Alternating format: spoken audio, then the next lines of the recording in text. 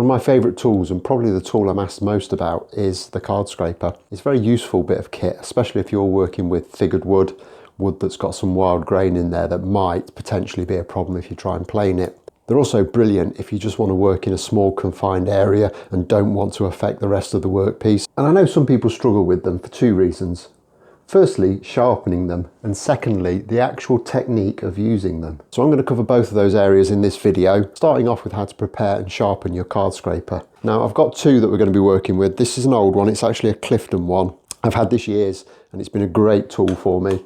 And I've got this one here, which is part of a cheap set that I bought just to have as a backup, which isn't quite as nice as this one. It's not as thick, but if prepared properly, it'll work in a very, very similar way. You can potentially make a card scraper out of anything as long as it's the right type of steel. So I've made them out of old saw blades before, but to be honest, they're relatively cheap. So unless you need something that's a very specific shape, you might as well just buy them. Okay, so we'll bring you a little bit closer in and we'll get started with the sharpening. And the way I sharpen them, you will need a few things. You'll need a file. This is quite a fine file.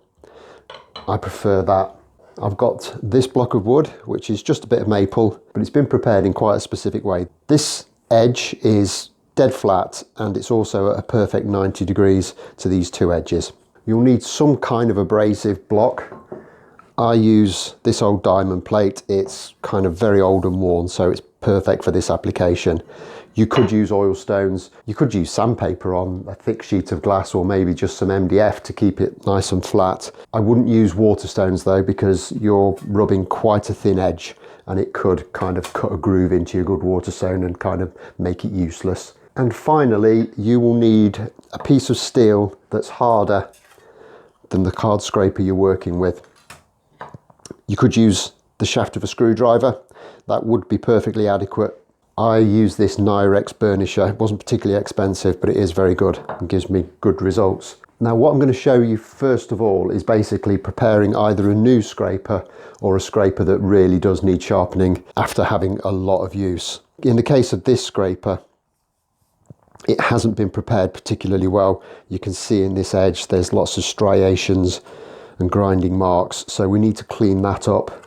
In the case of this one, it's just had a lot of use. So we'll start with this one, and my first step in this is to get it into the vise, and I want to drop it down as low as I can possibly get it.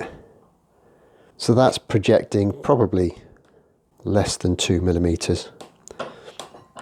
And I want it that low so that I can use my bench top as a reference for keeping the file nice and level. So I'm getting a 90-degree angle on there. And I'm simply going to run that along a few times.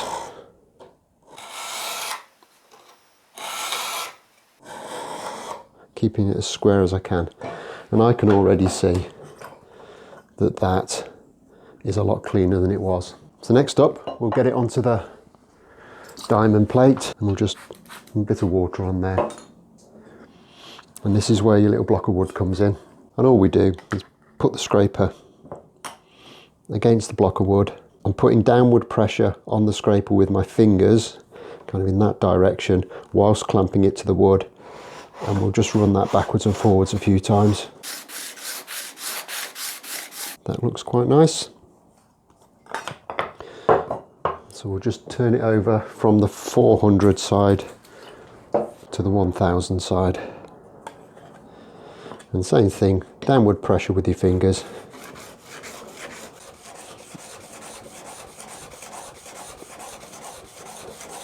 And I don't know if you can see that, but that is nice and polished up now. So next up, we just need to make sure that there isn't a burr there already. We want to start from a square edge. So I'm just going to polish that on the 1000 grit side until I'm sure that there's no burr there, and that is nice and smooth. With that done, I'll get my little block into the vise,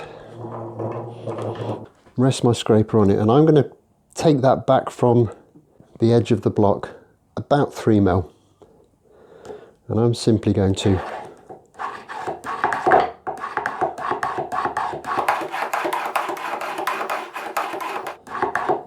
Run that backwards and forwards about 8 times. And what I'm trying to do there is I'm trying to draw a burr that way on both sides. The effect I'm after is that I actually want to turn 2 very small burrs into hooks that come over this edge.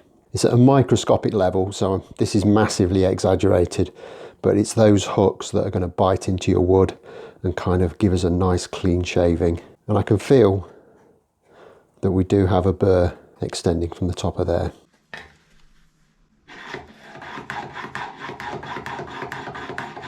And then finally, we'll get this back into the vise, and we're just going to turn that burr under.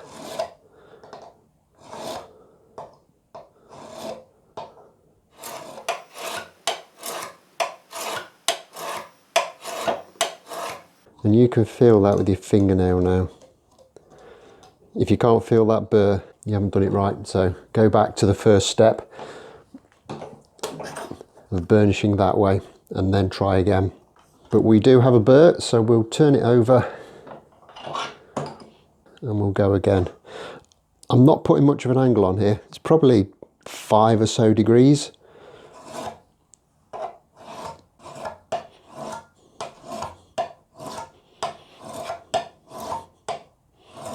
And again, I can feel that nice burr. And that is one nice sharp card scraper. And as far as this second one goes, we're just going to give it a quick touch up, so you don't need to go as far as filing and diamond plating it. It is literally just a case of going back over and flattening that burr down and just drawing it a little bit further out again.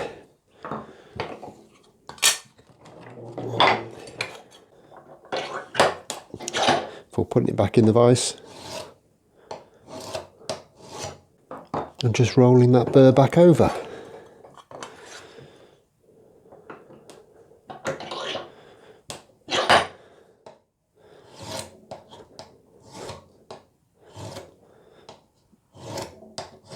Simple as that. So that can be accomplished very, very quickly. And you can probably do that, I don't know, 5-6 times before you need to go back and really start to work on that edge to get it back into shape. And to demonstrate, I've got this block of walnut, which I'll get in the vise, and we'll see how well we've done. And what I'm looking for here is a nice curly shaving, almost like a plane shaving. If you're not doing it right, or your card scraper's not sharp enough, you'll get dust, and we don't want that because you're just working too hard.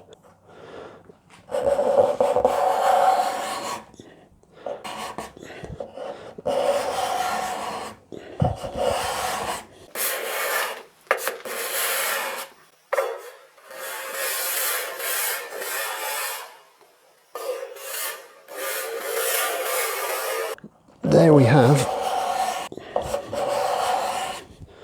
beautiful wispy shavings, and these are really, really fine, so you're hardly taking any material off at all.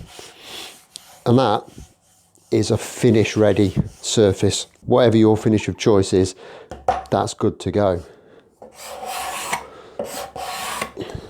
But that brings me on to the second part of this process, which is the technique.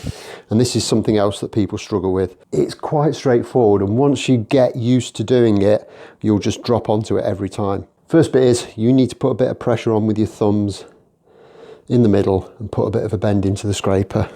And the problem I see people having is that they're going in at too steep an angle, and that's when you get this kind of dust coming off. We don't want that. You actually need to be at a bit of a shallower angle to get those hooks to dig in and start cutting.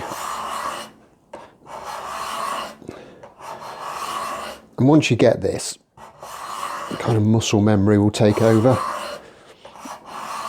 and you'll be able to do it every time. And that is how I prepare and use my card scrapers.